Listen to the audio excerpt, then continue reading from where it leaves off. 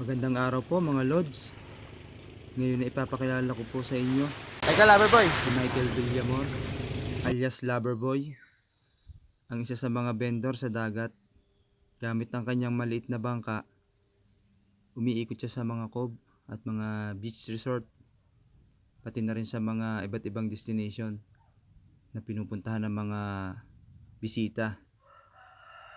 So, papakita ko sa inyo kung ano yung mga paninda na kanyang mga daladala. So, yan guys. Nakikita nyo sa kanyang placard. At napakasipag ng taong ito. Talagang kumakain araw-araw. Tirik yung araw. At kahit medyo may alon minsan, pero tuloy-tuloy siya sa pagkayod para kumita ng pera para sa pangsuporta sa kanyang pamilya. At kahit medyo delikado, so hindi siya tumitigil para maitaguyod ng kanyang pamilya. Maraming salamat Loverboy at good luck. Naway mabenta ng marami ang iyong paninda. Thank you, thank you. Hanggang sa muli kaibigan. Ingat ka sa iyong paglalayag.